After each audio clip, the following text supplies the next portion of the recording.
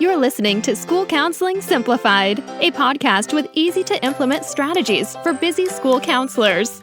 Here's your host, Rachel Davis from Bright Futures Counseling. Let's play a little game of Would You Rather, School Counselor Edition. Okay, would you rather spend your weekend planning a group or spend your afternoon sitting in irrelevant PD? Yikes. Or would you rather be the only counselor with no one to collaborate with, or to spend hours searching online for engaging activities? All of these options are pretty bad, right? But unfortunately, they're all too real. But what if I told you I had a solution for you? What if I told you I had access to hundreds of school counseling lessons, groups, and activities, counselor-specific trainings on the topics you need most, and a community of like-minded school counselors to support you? You would say, yes, please. Well, that is what Impact is all about. Impact is my monthly membership for school counselors, and it helps you with all of these things. You get access to hundreds of resources. That's unlimited free downloads. Log in and get what you need right away to every single resource that's in my store. We add new resources each and every month. We're adding a new middle school and elementary resource each month, and some of these are bonus Impact exclusives, meaning that you can get resources just for members. You can request resources that you need and easily search so you can find exactly what you're looking for. And let's talk about the trainings, counselor-specific trainings on the topics you need most. We do these each and every month as part of our Coffee with the Counselor series. Impact members get to join for absolutely free. You earn PD certificates and you get exclusive access to members-only things like the Ultimate Small Group Experience and our Summer Summit Conference. And the community. Y'all, this is possibly my favorite part of Impact. I so look forward to jumping on these calls, to getting to know counselors who are similar to me and also completely different. It's so fun to hear from your experiences and your challenges, and everyone brings a unique perspective to the table.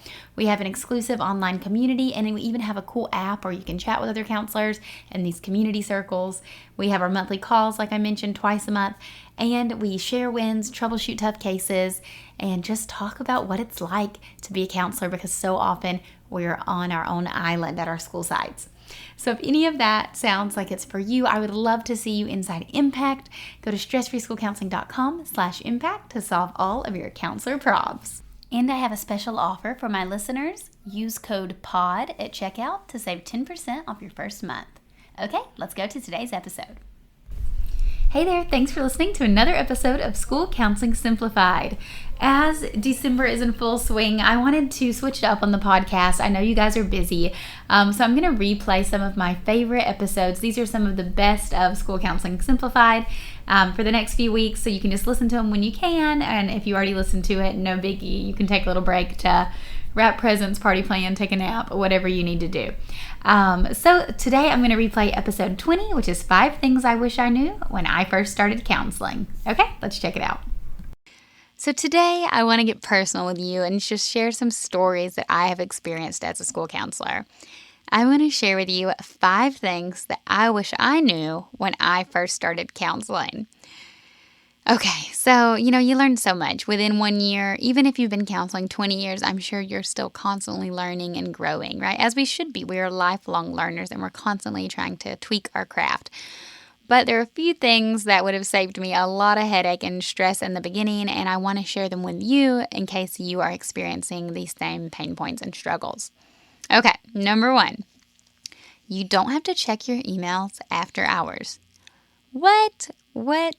This is a shocker, right? You've heard me say it.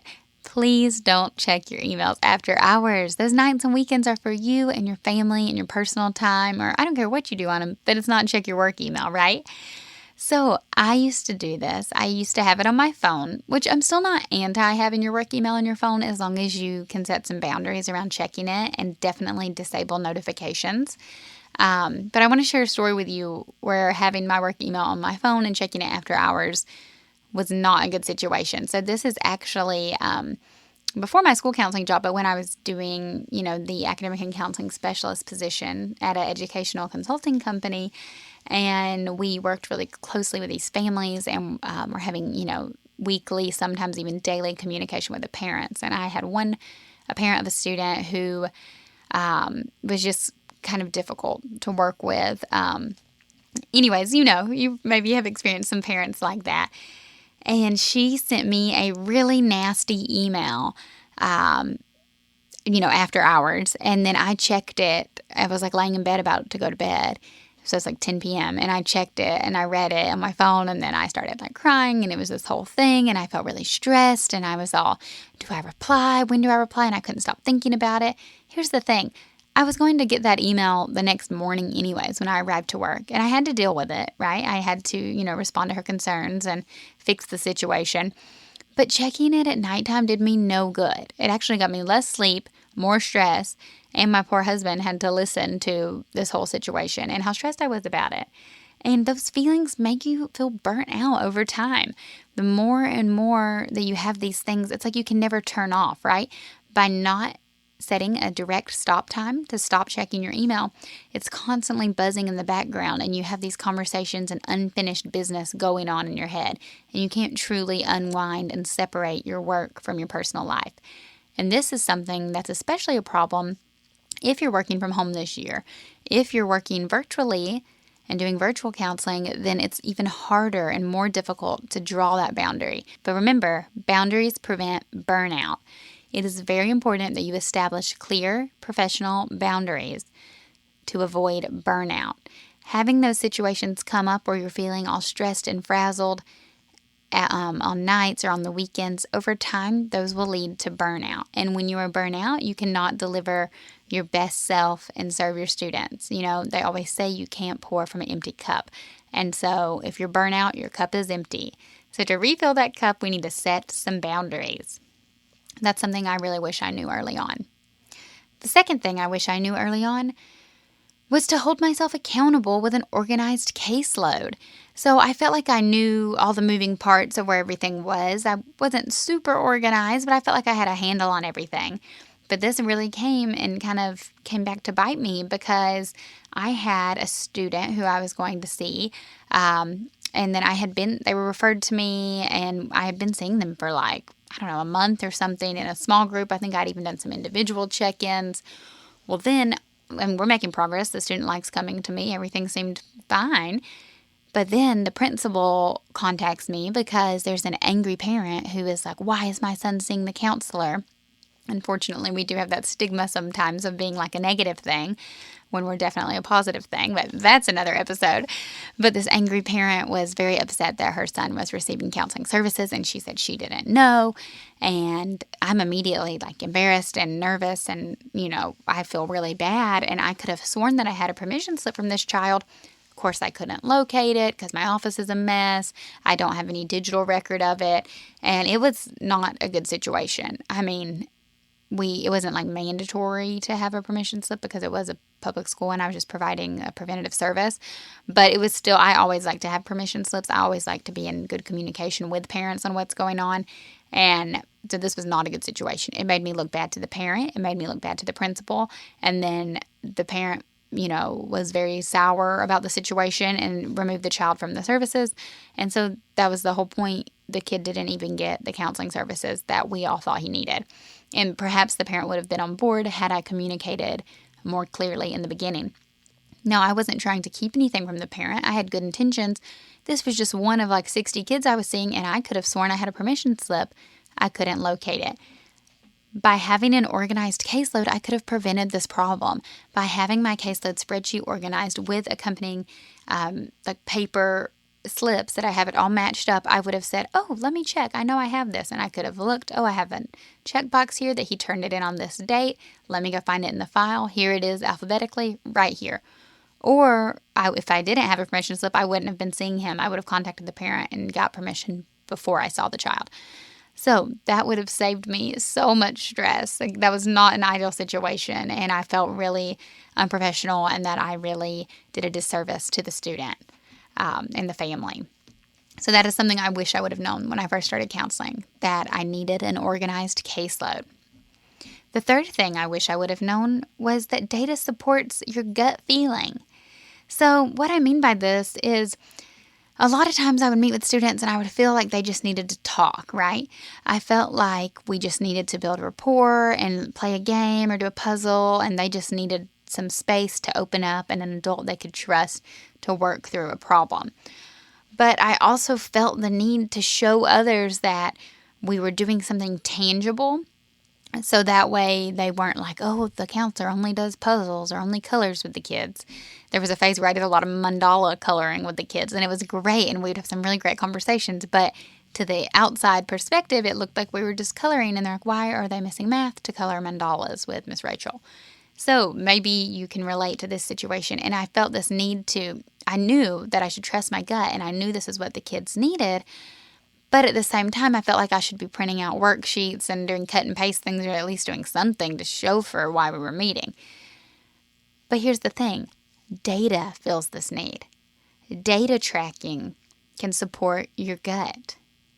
So you can still do those mandalas and build the rapport and have those conversations, but as long as you're measuring student progress and measuring data and sending out behavior surveys, then it doesn't really matter to outside perspectives of what you're doing during the sessions, because you're proving the results and you know that you're doing the right thing. So data can support your gut.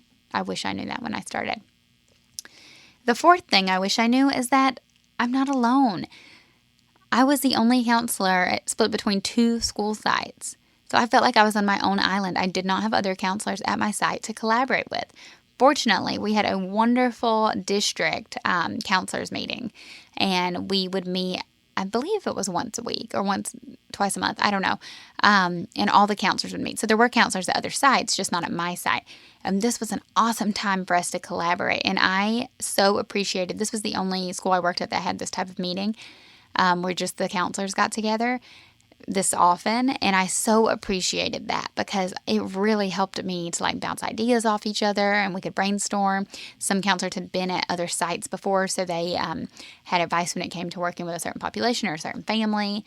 It was just such a good experience to know that I wasn't alone. Thankfully, that meeting was a lifesaver for me, but maybe you don't have that at your district. Maybe you truly are the only one, and if you're virtual, you may feel more isolated than ever. So that is why I started joining some Facebook groups, and why I now host a Facebook group that I would love you to join, Bright Future School Counselors. It's on Facebook. You can join us over there. There's a few thousand of us in there, but there's some great groups out there for school counselors. I encourage you to find your people and to find your little space, virtually, if not in person, where you can collaborate. It is important for you to feel supported and that you are not alone. And the final thing I wish I knew when I first started counseling was that being new doesn't mean you can't make big changes. So sometimes we feel that you have to be in the field for many years, or you have to have a certain number of degrees or a certain number of qualifications before you can make some real change and a real difference at your school site, or before you can be respected by your colleagues and peers. But that is simply not the case. I created an end-of-the-year report my first year as a counselor, and I love end-of-the-year report. It's just a space where you can showcase all of the data that you've been collecting, and you can really show not only how your students have improved, but how many students you've served and the services that you've provided through class lessons and character education activities, professional developments that you've attended, anything like that. I created one. I wasn't asked to, but I had seen one on Pinterest or online somewhere and decided that I wanted to do one. So I made one, turned it into my principal. He was so impressed that he sent it on to the superintendent, and then the superintendent reached out to me directly and just, congratulated me and said thank you for providing this information, and then made it a requirement going forward from counselors. So now that I say that out loud, the other counselors were probably like, thanks, we didn't want one more thing on our plate.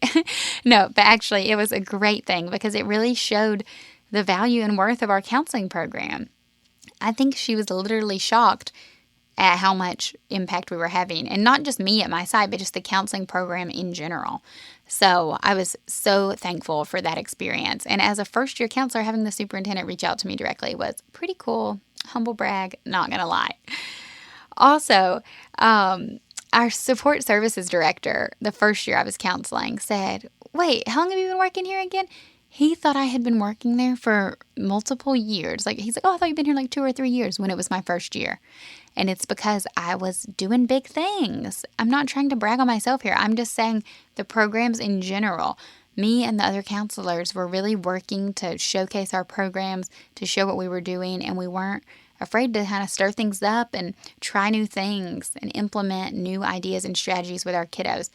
And it obviously came across good because the student support services director thought I had been there a couple years. In my head, I'm new and messing up everything because I'm not very confident yet because it was my first year. But here, he thought I had been doing it for a while and was very impressed with my experiences.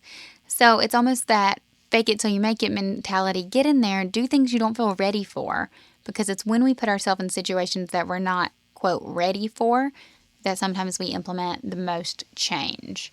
So being new doesn't mean that you cannot make big changes. Thanks for listening to School Counseling Simplified. You can find the links from today's episode in the show notes. If you'd like to connect with Rachel, she's on Instagram and Teachers Pay Teachers at Bright Futures Counseling. Be sure to subscribe to the podcast so you don't miss any episodes of School Counseling Simplified. Talk to you next week.